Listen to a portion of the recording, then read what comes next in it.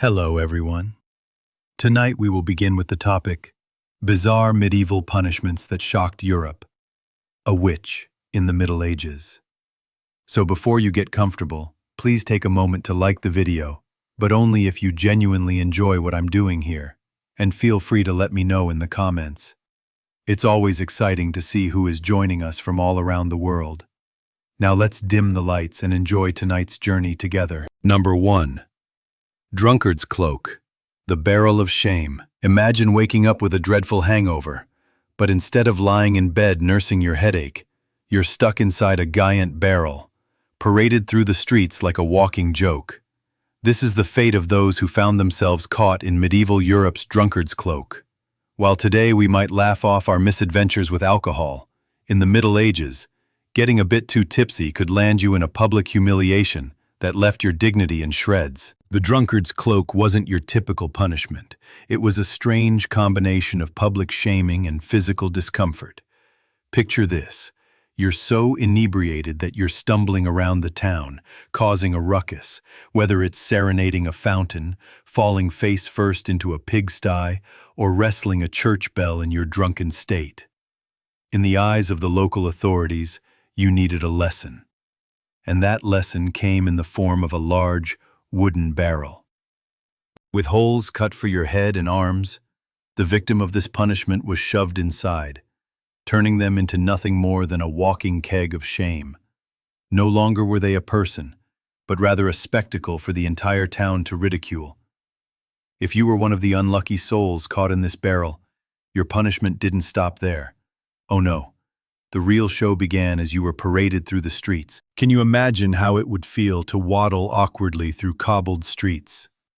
The squeak of wood echoing with every step, the smell of the barrel mingling with whatever it had previously contained. Wine, salted fish, or maybe something much less pleasant. No one knew for sure. And that was part of the humiliation. People followed you, laughing, pointing fingers, and throwing vegetable scraps your way. Kids learned a valuable lesson that adults can indeed make poor choices. And everyone who witnessed your walk of shame had a fresh story for their gossip. This bizarre form of justice, while humiliating, was actually considered a relatively merciful punishment in the hierarchy of medieval justice. After all, it wasn't as physically brutal as other punishments like branding or flogging. Instead, it was about making you uncomfortable, embarrassed, and deeply regretting your drunken escapade.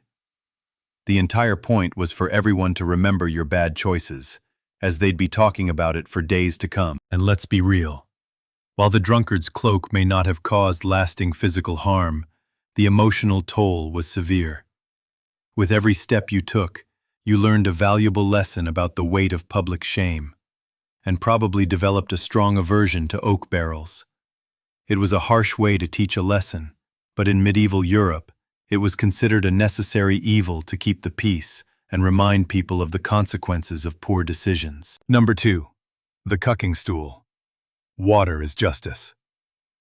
In medieval Europe, some punishments seemed almost designed to humiliate, and the cucking stool was no exception. This punishment was reserved primarily for women, though men were not immune, and it was a cruel reminder of the period's social expectations and gender norms. A woman accused of being a scold, a term used for women who were seen as nagging, gossiping, or generally being unpleasant, could find herself subjected to this embarrassing and painful ordeal. The cucking stool was a simple yet effective device. A wooden chair, often attached to a long beam or raised above a body of water. The accused would be strapped into the chair, usually paraded through the streets so that the crowd could work themselves up into a frenzy of enthusiasm, and then plunged into the water. And it wasn't a gentle dunk. The accused would often be dunked repeatedly, sometimes into rivers, ponds, or even sewage channels. The goal was to break their spirit by forcing them into the cold, murky depths, leaving them to shiver and suffer. What makes this punishment particularly cruel was not only the physical discomfort, but the health risks involved. At a time when sanitation was a luxury few could afford, being dunked into the local sewage channel meant more than just a humiliating experience. It could introduce you to medieval dysentery. The dunking wasn't necessarily meant to kill the person, but it certainly could have deadly consequences, given the lack of antibiotics and proper medical care. For the townspeople, the cucking stool was an opportunity to vent their frustrations. It could be anything from a woman complaining about the local bread to a man who swindled his neighbors. The real fun began when the crowd started yelling insults, hurling objects, or just laughing at the misery of the person in the chair. Sometimes the chair would even be wheeled around on land, building suspense before the dunking began, or swung so that the victim was half submerged, creating a strange form of psychological torture as the crowd debated whether to finish the job. Despite its cruel nature, this punishment wasn't as physically harmful as others, but the emotional toll was immense. The cucking stool was a form of public shaming, an event where you could be the center of attention for all the wrong reasons. The term cuck originally didn't have its modern connotations. It came from the word cucken, meaning to defecate. So yes, the cucking stool was effectively the poop chair. And when you were dunked, the water might just live up to its name. The lesson here? In medieval Europe, a woman's voice could get her in serious trouble, especially if it made too many waves. While the cucking stool may not have been a permanent injury, the stigma that followed someone who sat in that chair would last a lifetime, often outlasting the actual punishment itself. Once you were marked as a scold, you were a target for ridicule and scorn, and the punishment didn't end with the water. Number 3. The flute of shame, musical misfortune. In the Middle Ages, if you had a knack for making music but lacked any semblance of talent, you could find yourself punished in one of the most bizarre ways possible, through the flute of shame. Imagine being a poor musician, trying to play your tunes for some extra coins, when the authorities decide your sounds are too dreadful to bear. Instead of a fine or a jail sentence, you were sentenced to wear the flute of shame, a punishment that turned your music into a cruel mockery. The flute of shame wasn't an actual instrument you could play. Oh no, it was a clunky, oversized metal contraption that was locked around your neck, almost like a bizarre combination of a neck brace and an oversized musical instrument. You weren't just being paraded around town for your off-key performance. You were forced to wear a flute that didn't make any sound but was heavy, uncomfortable, and impossible to take off. The authorities saw it as a punishment for any form of public disturbance caused by noise, whether it was bad music, drunken shouting, or simply too much commotion after curfew. Once you were locked into the flute, the punishment began. You would be paraded through town, the sound of the crowd's jeers echoing through your ears. It wasn't just the humiliation of looking ridiculous that was the goal. It was to ensure that everyone knew you were being punished for your disturbing behavior. The irony of it all was that the more you tried to talk or explain yourself, the more ridiculous you sounded.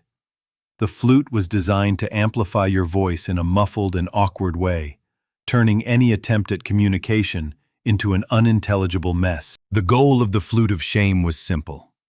It was all about public embarrassment. The town watched as you shuffled through the streets, unable to escape the heavy, uncomfortable contraption around your neck. Children laughed, drunks hollered, and local animals might have even joined in with their own form of judgment. And of course, you couldn't play anything to redeem yourself. This flute didn't even function. It was an instrument of discomfort, ridicule, and a reminder to anyone listening that making too much noise could lead to one of the most ridiculous punishments in medieval justice. This strange form of punishment didn't just serve to punish bad musicians. It also punished anyone who disturbed the peace with excessive noise, whether it was gossip, drunken shenanigans, or simply too much laughter after curfew. The flute of shame was a reminder that in medieval Europe, the line between harmless noise and public disturbance could land you in a situation you'd never live down. Number 4. The Branks Bridle. Silencing the scolds.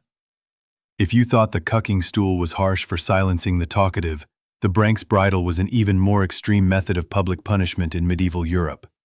Reserved mostly for women who were deemed too vocal, too critical, or simply too troublesome, this brutal form of punishment took humiliation to the next level. The Branks bridle, often referred to as the gag or scold's bridle, was designed to literally force silence upon its victim in the most painful way possible. The device itself was a terrifying piece of metal craftsmanship. It resembled a helmet, but with a particularly cruel twist. The Branks bridle encased the head and locked over the face, with a metal plate positioned to press down on the tongue. This plate was the most disturbing part of the contraption. Every time the accused woman tried to speak, the plate would dig into her tongue, causing immense pain and discomfort. Forcing silence wasn't just the point. It was about physically punishing someone for their words, literally locking their tongue in place. Once locked into this device, the victim would be paraded through the town or village, just like with other forms of public shaming. The crowd was meant to observe the punishment and understand that there were consequences for speaking out of turn. The Branks bridle, with its sinister design, symbolized that women's voices, especially those in opposition or criticism, were to be silenced at all costs. The device wasn't just about silencing words, it was a form of social control, meant to curb any behavior deemed too independent, too strong, or too outspoken. While the Branks bridle wasn't necessarily fatal, the mental and emotional toll was far more significant than the physical pain. A woman condemned to wear this device would endure public ridicule, isolation, and fear. Even if the device was removed after a short period, the shame of wearing it would likely haunt her for the rest of her life. Imagine being branded with the tag of a scold and knowing that every neighbor, passerby, and townsperson had seen you silenced in the most demeaning way possible. The question remains, did this form of punishment work in the long run? The intention was clear, to break a person's spirit by forcing them into silence, and perhaps it succeeded in the short term. But the lasting effects of such cruelty likely had the opposite impact. Rather than discouraging women from speaking out, it only created more resentment, more defiance, and more stories of injustice that would later be remembered with anger rather than fear. One of the most well-known ordeals was the boiling water test. The accused person was required to plunge their hand into a cauldron of scalding water to retrieve a stone. If their hand miraculously healed in a few days, they were deemed innocent. However, if the wound festered and became infected, well, that was proof they were guilty. A similar trial was the red-hot iron test, where the accused had to carry a glowing hot metal bar for several paces. The result was checked days later to see if the wound had healed. Of course, burning human flesh doesn't heal neatly in just 3 days, but in the minds of medieval authorities, if the wounds healed, it was a divine sign of innocence. These trials were not only physically painful, but also psychologically torturous. The accused were caught in a horrifying situation. If they survived the trial, they could still face suspicions about their supposed use of dark forces to cheat the test. If they failed, the consequences were often fatal or incredibly damaging. In a sense, trial by ordeal wasn't about uncovering the truth. It was about spectacle, intimidation, and spectacle-driven justice. The people supervising the ordeal were often the same ones who already suspected guilt, which made it more of a public performance than a judicial process. Let's not forget the trial by cold water, which is one of the most chilling and bizarre ordeals. The accused would be bound and thrown into a river or lake. If they floated, they were deemed guilty, as the water was believed to be rejecting them. If they sank, they were considered innocent, although by that point, they would probably be dead. It was a high-stakes gamble, with no regard for the truth or fairness. These trials were typically carried out without lawyers, juries, or any real investigation into the circumstances of the crime. The only thing that mattered was whether you lived or died, and if you were unlucky, surviving might not be enough. In this world of divine justice, the punishment was often about more than just the physical ordeal. It was about fear, public spectacle, and reinforcing the notion that the law was a tool of both the church and the state. If you were accused of theft, witchcraft, or any other crime, trial by ordeal meant that your fate rested in the hands of the gods, and the only real certainty was that it wasn't going to end well for you. Number 6. The pillory. Public shame in a wooden frame. The pillory was one of medieval Europe's most iconic forms of public punishment, and it worked on the principle of making a criminal the center of public ridicule. Think of it as the medieval version of being stuck in the stocks, but with more humiliation thrown in. The pillory was a wooden frame with holes for your head and hands, and once you were locked in, you were completely at the mercy of the crowd. Imagine the sense of powerlessness as you sat there, unable to move, unable to escape, surrounded by townspeople who had come out to mock, jeer, and hurl whatever they could get their hands on. For the unlucky souls caught in the pillory, the punishment was not just about physical restraint. It was about taking away any semblance of personal dignity. The public nature of the punishment meant that your crime was on full display for everyone to see. Whether you were a thief, a fraudster, or simply someone who annoyed the wrong person, you were now the entertainment for the entire town. Rotten food, mud, insults, and sometimes even worse were thrown at you, while children pointed and laughed. And the worst part? You were forced to endure it for hours, sometimes even days. The pillory served several purposes. First and foremost, it was a punishment of humiliation, designed to make the accused person a spectacle for all to witness. In a way, the entire town became involved in the process of administering justice, as everyone could contribute to the punishment through taunts, insults, and the occasional flying object. This level of public shaming could make even the toughest criminal feel utterly degraded. And since the pillory was often set up in the town square, the humiliation didn't just come from the act itself. It came from the complete loss of privacy. Imagine being unable to escape while the entire community gawked at you. It was a punishment that went far beyond the physical. It was a deep psychological punishment as well. But the pillory wasn't just for criminals. It was a tool of social control. If you were an unpopular member of the community, the pillory could be used to teach you a lesson in conformity.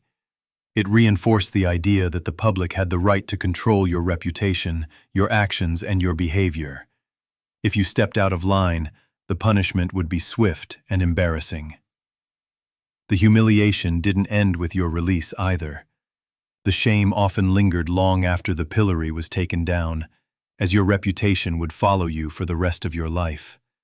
You might be free from the frame, but the memory of your public shaming would be hard to shake. The pillory eventually fell out of favor in the 19th century. But for centuries, it was a powerful reminder that, in medieval Europe, reputation was everything. If you were lucky enough to avoid being placed in the pillory, you could still become a spectator, standing in the crowd, enjoying the spectacle of someone else's misfortune. But for the one trapped in the frame, there was no escape. You were the focal point of judgment, and your crime was on display for all to see. Number 7. The whipping carousel, a spinning punishment. Medieval punishments were often designed with the sole purpose of turning justice into a public spectacle, and few examples encapsulate this idea more vividly than the whipping carousel. Imagine being bound to a large wooden post or a rotating platform, and instead of receiving a simple lashing, you're spun around so the entire crowd can get a good look at you while they throw their jeers and mockery your way. This punishment wasn't just about physical pain. It was about public humiliation on a dizzying scale. The whipping carousel was an incredibly efficient way to make sure that everyone had a front row seat to your misery. The platform would rotate slowly, exposing the offender to the jeers and insults of the crowd. Every time the platform spun, the victim's grimacing face was visible for the crowd to see, making the punishment all the more humiliating. The offender was whipped as they spun, ensuring that not only were they in pain, but they were being constantly watched. And let's not forget the crowd's role in this sadistic carnival.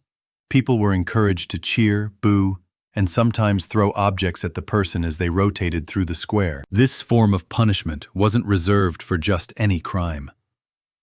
The most common offenses that led to the whipping carousel were theft, public blasphemy, or even political rebellion. It was a way for the authorities to turn the punishment into a communal event, making it clear to everyone in the town that certain behaviors simply wouldn't be tolerated. It was as if the town square became a stage, and the offender was the star of a twisted performance for all to witness. What makes this punishment particularly harsh is not just the pain or the humiliation, but the sheer theatricality of it. The offender wasn't just whipped in some hidden back alley or behind closed doors. No, this punishment was meant to be seen.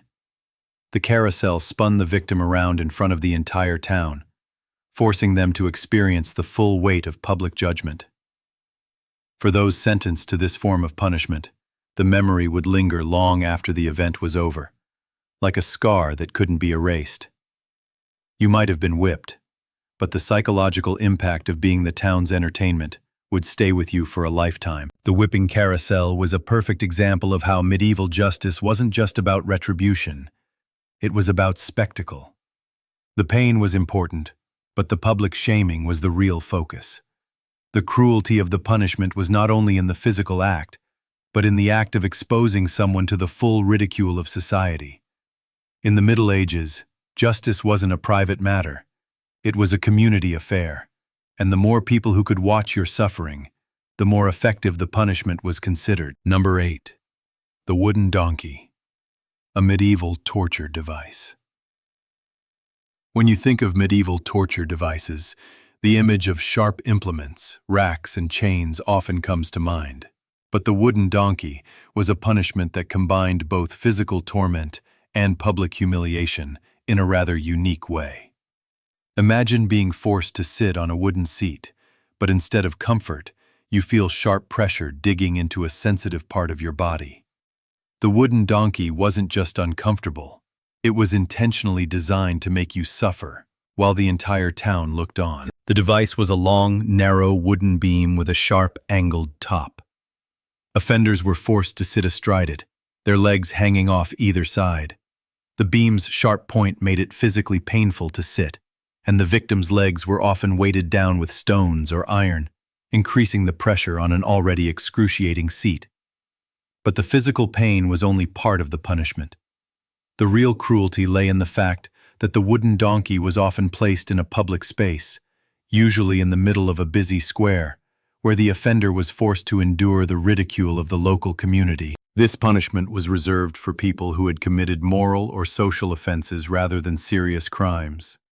Soldiers who misbehaved, townsfolk who engaged in indecent conduct, or even women accused of loose morals would often find themselves subjected to this torturous seat.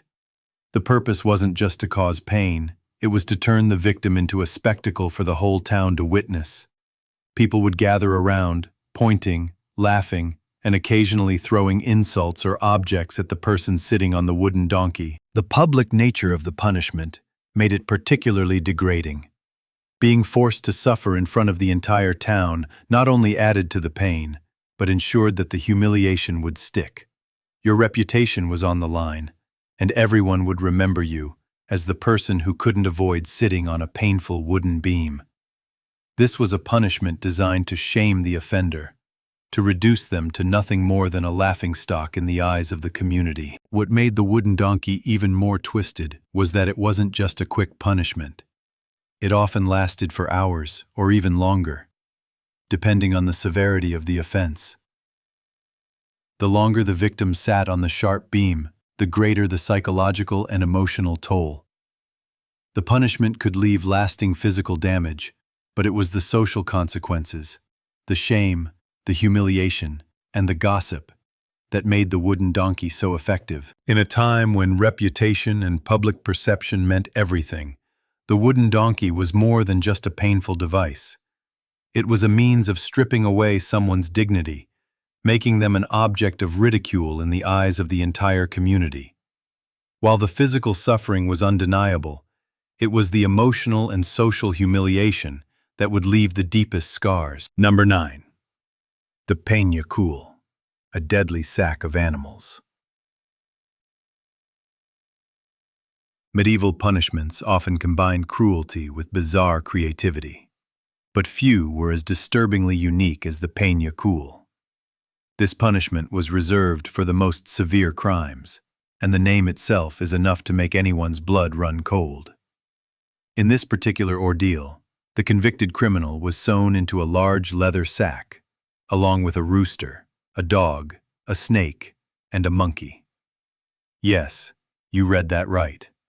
A live rooster, a barking dog, a slithering snake, and a frantic monkey were all crammed into the same confined space with the accused. The idea behind the Peña Cool was less about the act of execution itself, and more about the terror that would set in once the condemned person realized what they had been placed into. It wasn't just the suffocating confinement of the sack that would have made this punishment so horrific. It was the fear of being surrounded by frantic, panicked animals. The rooster would peck, the dog would bark and bite, the snake would hiss, and the monkey would scramble around, likely adding to the chaos. All of this while the victim was trapped in total darkness, feeling the animal's desperate movements and bites, and suffering from the unrelenting fear of what would happen next. Once the animals and the accused were sealed in the sack, the entire group would be thrown into a river or the sea, where they would drown.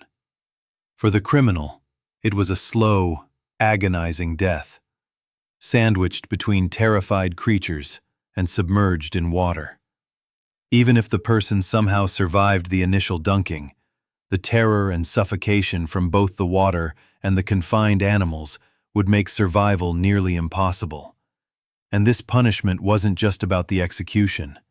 It was about the spectacle and the fear it instilled in anyone who heard about it. The symbolism behind the animals was also key to the punishment. Each animal had a specific meaning in medieval thought. The dog represented loyalty betrayed, the rooster symbolized vigilance ignored, the snake stood for treachery, and the monkey, well, historians still debate what the monkey represented, but it may have simply been a symbol of chaos and mischief. Regardless of the exact meaning behind the choice of animals, the message was clear. The criminal had committed an unforgivable betrayal, and now they would suffer in the most terrifying, humiliating, and chaotic manner possible. Interestingly, though the Peña Cool was a rare punishment, it left a lasting impression on anyone who witnessed or heard of it. The brutality, the terror, and the sheer unpredictability of the animals made this punishment a grotesque spectacle that would be remembered long after the event. Not only did it serve to deter others from committing the same crime, but it also reinforced the idea that justice in medieval Europe could be as terrifying and bizarre as the crimes it sought to punish. If anything, the Peña Cool exemplified the medieval mindset that justice wasn't just about punishing criminals. It was about creating fear. It was about making an example of someone in a way that left no room for doubt in the minds of others.